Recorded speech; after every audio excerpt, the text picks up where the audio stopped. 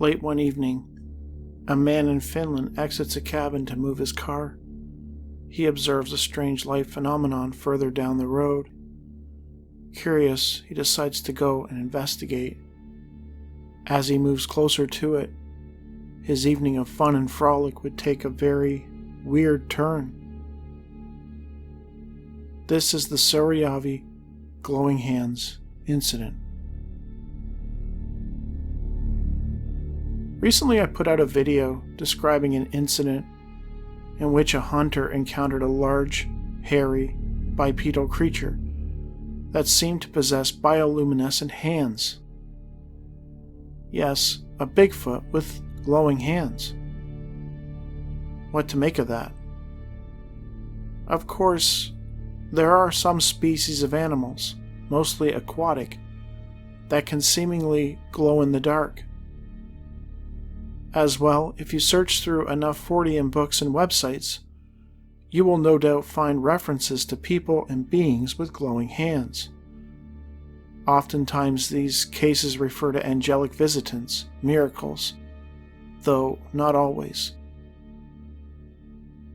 Buried in an obscure, long-defunct newsletter is a case from Finland involving a man who ended up with glowing hands after encountering a strange light on the side of the road. His experience suggests a possible link between ufology and the glowing hands phenomenon. Olavi Schroederus had long looked forward to the summer. His close friend Erkki Niemen owned a small cottage in Saarijarvi, not far from the town of Malu in central Finland, and he had a standing offer to come and stay with him for the weekend. Unable to pass it up, Olavi packed his belongings, piled into his car, and headed out. It was nearly perfect, tranquil, and not far from Lake Saarijarvi. Sadly, the way Erkki's place was situated, the small road leading to the beach and the other cottages went right straight through the yard of Erkki's cottage. For this reason, Olavi was forced to park his car on the road, which during the day wasn't really a problem, though at night he knew he'd be forced to move it. It was the evening of Monday, July 29, 1985, when the strangeness began. The weather was calm, very cloudy and dark. Erkki and Olavi were inside the cottage, watching television, eating sausages and talking. At around 10:30 p.m., the time when most of the traffic would come through, Olavi headed outside to move his car. He found a spot some 40 meters from Erkki's cottage in a wooded area. After parking it, he got out and walked back. At that time, nothing unusual was observed by Olavi. The pair went back to watching television, but soon Erkki's TV began to act up. As well, the lights in the cottage began to flicker. Erkki decided to use the battery from his car to power the lights in the TV. He went out to retrieve it and began hooking it up. Since it was late, Olavi decided to go and get his car, as Erkki had agreed to let him park it on the grass for the evening. It was around midnight now as Olavi set off down the dark road. As he neared his car, something on the side of the road caught his attention. It was a light. About 16 meters away, on the left-hand side of the road, Olavi could see a reddish, sparkling luminescence on the ground. It was about 20 inches in diameter. He immediately stopped on the road and began to search for the origin of the light, looking up and down and all around. No matter how much he looked, he simply could not quite discern where the light was coming from. Even stranger, there was no sound coming from the light. He assumed momentarily that it might be projecting from somewhere off Lake Saarijarvi, though he wasn't sure how. After about 15 seconds of standing on the road, Olavi decided to carefully approach the sparkling light. When he got to about 2 meters away from the spot, Olavi observed that the light seemed to be coming down from above in tape-like sections, from an altitude of about 3 meters. He was able to determine that the light was not coming from the lake. He paused and listened. Again, he heard nothing. He continued to approach the light, trying to make sense of it all. As he neared, he put his hands out in front of him, searching for any sign of warmth that the light might be giving off. He felt nothing. There was no noticeable raise in temperature in the area around the sparkling spot. After confirming to himself that he would not get burned, Olavi placed both of his hands into the band-like stream, which was flowing from above. To his shock, the light seemed to cling to his hands. It was bizarre. He pulled his hands away instantly. The sparkling light seemed to engulf his hands, and Olavi became frightened. He attempted to shake them and even rubbed his hands together, but it did nothing but spread it around more. To him, it looked as though both of his hands were on fire, though he felt nothing at all. The light did not have any weight, it did not burn, and there was no discernible smell either. Momentarily, he believed that, although strange, the light was probably harmless. He dared himself to place his hands in an area about 20 centimeters off the ground, where the light was more dense. When he did, he began to run back towards the cottage to show Erkki. As he ran, he held the palms of his hands upright and observed that the light did not react to the stream of air caused by his running.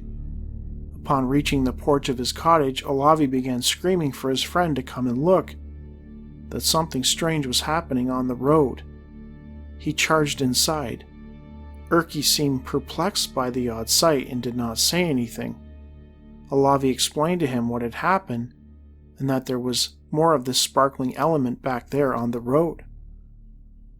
Erkki wondered if he was in pain, to which Olavi insisted that he did not feel anything at all. No doubt the sight of a person with hands seemingly engulfed in flames, insisting that they felt no pain, would be unsettling. Erkki remained quiet. Olavi noticed that as he stretched out his fingers, it still sparkled from fingertip to fingertip, a distance of some 5 millimeters. However, it was not very much compared with the light outside, which was about 3 meters. The tops on the bright areas were not pointing upwards as normal flames of fire would do, he observed. They were instead blazing between the fingers. On the fingertips, the bright areas pointed out from his body. The bright light did not illuminate the cottage at all.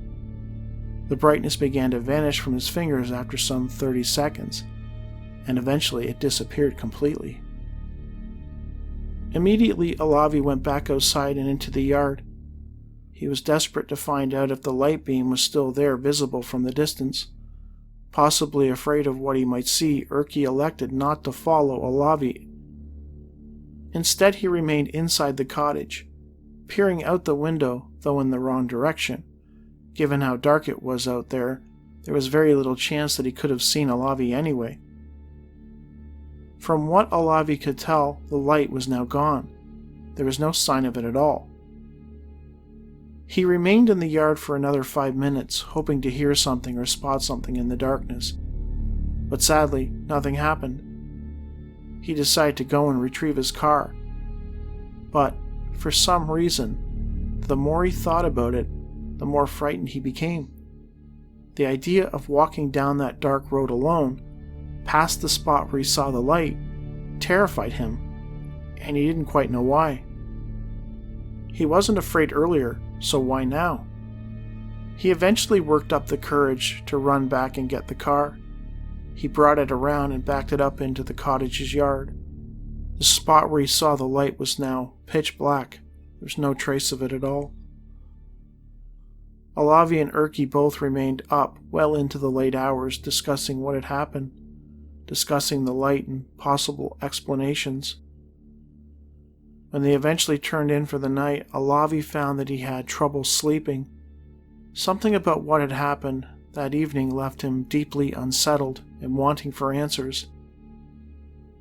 The next morning, Olavi and Erkki went back to the area where the light was seen to investigate.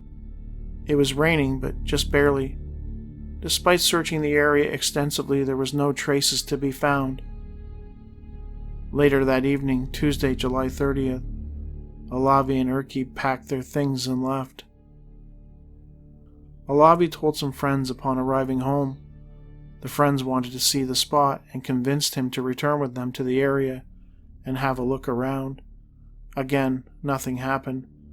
There was absolutely nothing left to indicate that something strange had happened there the previous evening. Olavi had trouble letting it go, and the very next day he contacted several professors at the Biological Institute, an institute on environmental research at the University of Jyväskylä. While they could not give him any complete answers directly, they did suggest a couple of possible explanations, namely fireflies and a kind of luminous bacteria. They noted that fireflies were capable of emitting a point-like light, though the light he saw was far too wide and wouldn't cause his hands to glow the way they did. The luminous bacteria described by the scientists tend to be yellow-green, not the bright reddish color Olavi observed. Another problem is that these types of phenomenon are observed mainly around the equator, so they were not satisfactory as an explanation to Olavi. Next, Olavi reached out to a local UFO group. Lasse Ahonen from the UFO Research of Finland agreed to meet with Olavi and discuss the incident. Together with Olavi, Lasse visited the observation place on August 10, 1985. Ahonen's summary can be found in the UFO Research of Finland 1985 newsletter, Annual Roundup. I will read his summary verbatim. The place where the light spot had been is on the left-hand side of the forest road, seen from the cottage. Nothing could be seen on the ground where the light spot had been. There were several ant paths on the place, and the small insects seemed to move as usual. The first observation was made from a distance of 16 meters, when only a clearly contrasted reddish light spot was seen on the ground. The diameter was then 50 centimeters, and the thickness 2 to 3 centimeters. When the observer had approached the light spot to a distance of some 2 meters away, some kind of light pillar 3 meters high could be seen. Where the light was coming from is unknown. Because nothing particular could be seen above the light pillar, the light simply ended at a height of 3 meters. It seemed to come down and band like wedges. The light on the ground was so dense or so bright that the ground couldn't be seen behind it. On the other hand, the trees behind the light pillar could be observed. Even if the light on the ground was bright, it was not dazzling, however. The branches of a nearby spruce were very close, but not inside the light pillar. The branches of the trees or the heather close to the light spot on the ground were not lit up. When the light grabbed the hands of the observer, it didn't illuminate the arms at all. The light was only on the bare skin. The shoes weren't lit up either, despite being just beside of the light spot. He didn't get any aftermath, like eczema, illness, or else. The light spot was stationary during the entire time of observation. The time totaled 1 to 2 minutes.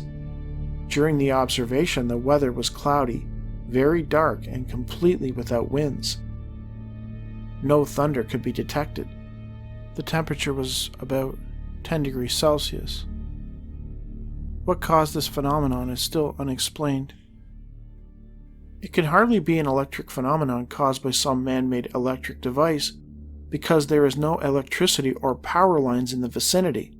No reflecting objects of any kind were visible either. At no point did Olavi claim to see the source of the light. The only thing that he was certain of was that the light seemed to be coming from above, at a height of around 10 feet. Beyond the end of the beam, nothing was visible. He attributed this to the fact that it was simply too dark where he was standing, which was a location with not a lot of external light, no streetlights, houses, etc. One could only assume that somewhere, above his head, some type of craft or object hovered, projecting a beam of light down on the ground, a beam that he, by accident or otherwise, came in contact with. The light seemed to attach itself to Alavi, behaving in ways that seemed extraordinary and unnatural. Though it did not harm him, nor did it have an effect on the environment in any way, well, that seemed noticeable in that short time. One aspect of the account that I found interesting is Alavi's seeming reluctance to go back and retrieve his vehicle later that evening. Why did he suddenly feel such fear when confronted with the idea of going back to the spot in the road? Was he afraid of what he might see in the darkness, or what might be waiting for him in the forest? Had something else happened earlier when he encountered the light, something that he was not able to consciously recall, something that frightened him? Had the excitement of experiencing the glowing hands given way to a realization of the strangeness of the whole event? And did this suddenly cause his anxiety? I have pored through other UFO newsletters looking for any kind of follow-up to this case, but to date I have found nothing. It remains just another in a long line of obscure cases very few have heard about. It has not been properly investigated. There's no examination of the soil for radiation or other foreign substances, no follow-up on Alavi's health, no check for UFO sightings in the area at the time of the event, and no reasonable explanation has been offered for what Alavi experienced on that evening. As far as I know, the Saarijarvi glowing hands incident remains unsolved.